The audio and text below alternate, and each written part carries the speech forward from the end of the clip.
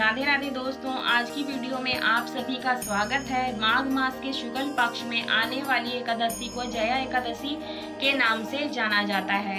इस एकादशी का व्रत और पूजन करने से मनुष्य के सभी प्रकार के पापों का नाश हो जाता है।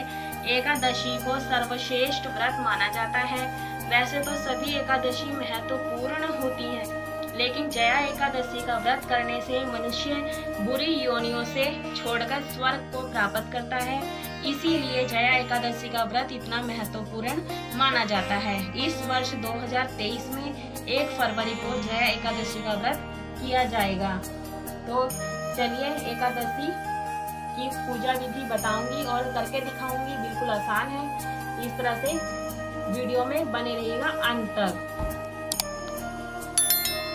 माघ के महीने में तिल का बहुत प्रयोग किया जाता है, तो मैं यहाँ पे फूलों का और कुछ तिल का आसन दूंगी इस तरह से। और इस तरह ये फोटो है मेरे पास, ये फोटो हम विराजमान करेंगे। आपके पास विग्रह है तो विग्रह को भी विराजमान कर सकते हैं।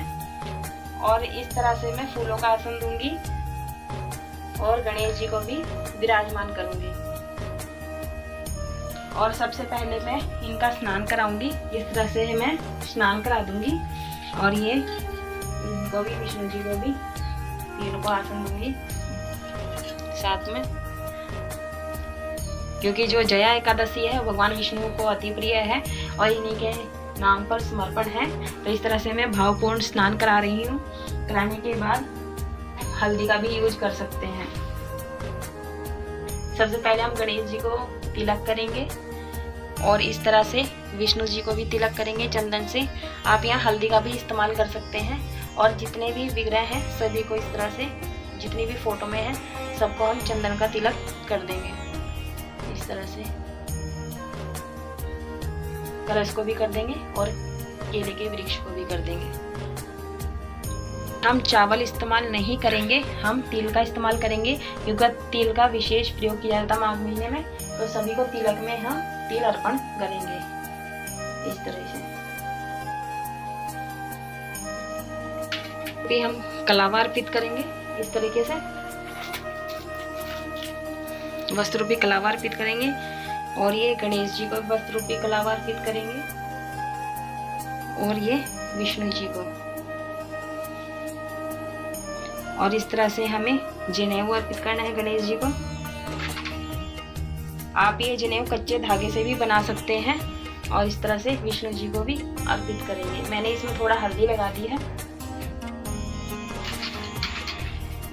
और ये कुछ दुर्वा चढ़ाएंगे और गणेश जी को गुलाब के फूल, लाल फूल जो भी आपके पास वो अर्पण कीजिए। इस तरह से मैंने गुलाब के फूल अर्पित कर दिए हैं।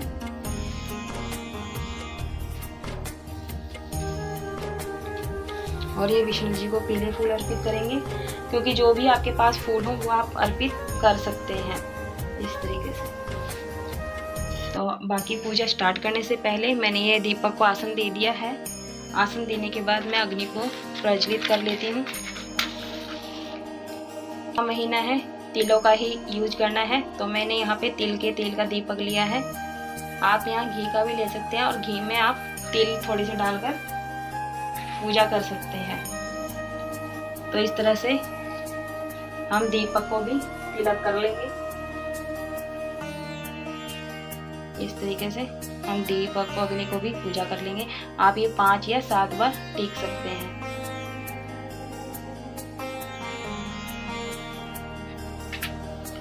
जो भी फूल हो आपके पास इस तरह से आप अग्नि देवता को चढ़ा दीजिए।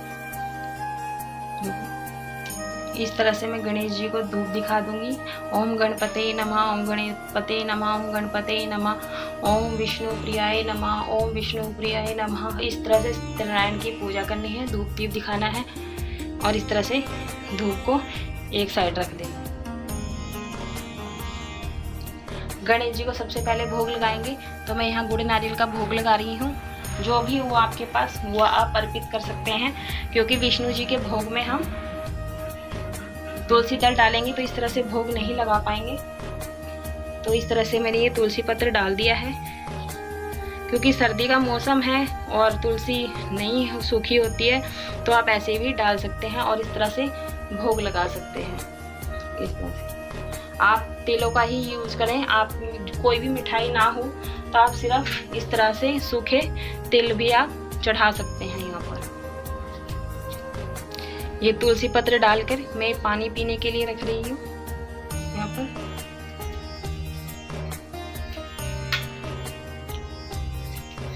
और जो भी आपके पास ऋतु फल हो वो आप अर्पित कर दीजिए। तो सबसे पहले हम गणेश भगवान का निकाल देते हैं इधर, क्योंकि इन्हें तुलसी दल नहीं चढ़ाना है, भोग स्वीकार नहीं करेंगे। और इस तरह से कुछ तुलसी के पत्ते इस तरह से रखने के बाद भोग लगाना है। आप सबको इस तरह से भोग लगा दीजिए और ये यहाँ पर रख दीजिए।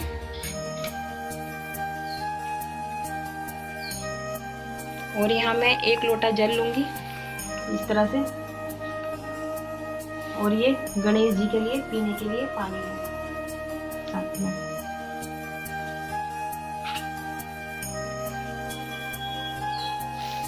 इस तरह से आपने सीधे हाथ में फूल और कुछ तिल लेने के बाद कथा सुननी है। जया एकादशी की कथा सुननी है। और इस तरह से सुनने के बाद कथा संपूर्ण हो जाएगी। कथा सुनने के बाद कुछ तिल हमें इस लोटे में डालने हैं, जल के लोटे में, और कुछ हमें भगवान के चरणों में अर्पित करना है। इस तरह से छोड़ देना है। और भूल चूक गलती की क्षमा याचना जरूर से मांगनी है। आप इस तरह से भूल चूक जरूर कीजिए, गलती क्षमा जरूर मांगिए। और इस तरह से आप कपूर से भी आरती कर सकते हैं। और जो आपने दीपक जलाया था आप उससे भी आरती कर सकते हैं। तो आप यहाँ पर गणेश आरती भी कर सकते हैं। ओम गणेशाय नमः या गणेश की आरती आती हो तो वो गा सकते हैं आप यहाँ पर। और ओम जय जगदीश हरे की आरती आती है तो आप यहाँ पूरी गा सकते हैं। और इस तरह से हमें भावपूर्ण आरती करनी है। आरती करने के बाद हमें इस तरह से रख देना है। और हमें इन सभी का आचमनी करनी है, क्योंकि कहते हैं बिना आचमन किए भगवान भोग स्वीकार नहीं करते हैं। तो हमें ये 5 बार या 3 बार या 7 बार इस तरह से हमें आचमनी करनी होती है।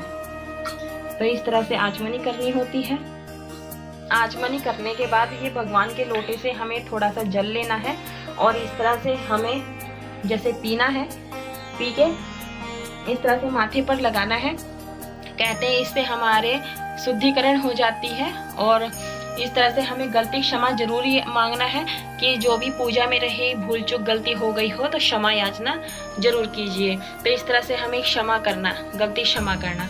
तो हमारी ये जया एकादशी की पूजा बिल्कुल सरल विधि है और आप ये इस तरह से कर सकते हैं। तो चलिए, कैसी लगी हमारी ये सरल विधि जया एकादशी की? तो हमारी वीडियो को ज़्यादा से ज़्यादा लाइक शेयर जरूर कीजिए।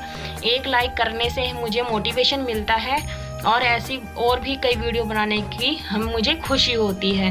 तो अगर हमारे चैनल पर नए आए तो हमारे वीडियो को सब्सक्राइब जरूर कर लें चैनल को, कि आने वाली हर नोटिफिकेशन आपको सबसे पहले मिल सके। जया एकादशी पर पूजा करने के बाद कथा जरूर से सुनी जाती है। तो मैं इस तरह से कथा सुनाऊंगी। चलिए कथा को सुनते हैं ध्यान पूर्वक। इसका कथा सुनने से हमें प्रेत योनि से मुक्ति मिलती है। तो कथा इस प्रकार से है।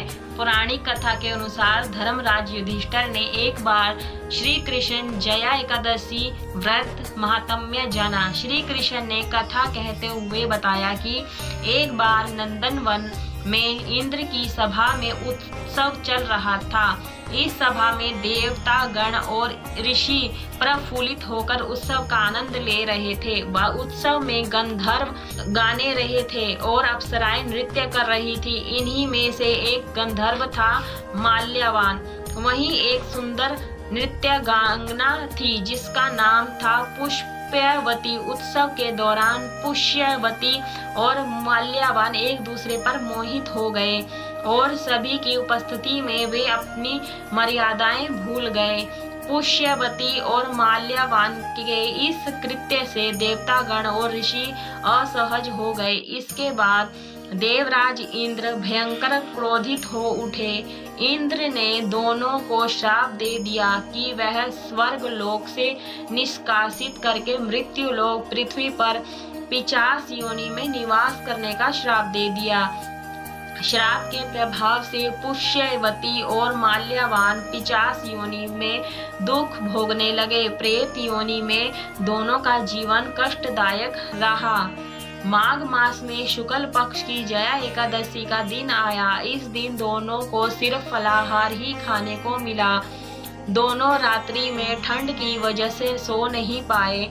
इस तरह अनजाने में एकादशी का रात्रि जागरण भी हो गया। उस दिन वह अपने किए पर पश्चातावा करते हुए भगवान विष्णु से इस कष्टदायक जीवन से मुक्त करने की प्रार्थना की। अनजाने में ही दोनों ने जया एकादशी का व्रत पूर्ण कर लिया, लेकिन सुबह तक दोनों की मृत्यु हो गई। इस व्रत के प्रभाव से दोनों को 50 योनि से मुक्ति मिल गई और वह दोबारा स्वर्गलोक चले गए। तभी से जया एकादशी का व्रत किया जाने लगा। यह थी हमारी छोटी सी कथा।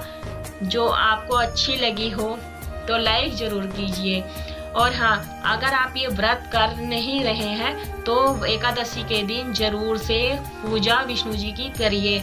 पूजा करने से आपको मृत्यु लोक, जो भूत पिशाच की योनि है, बुरी बुरी योनि है, उससे आपको मुक्ति मिलेगी।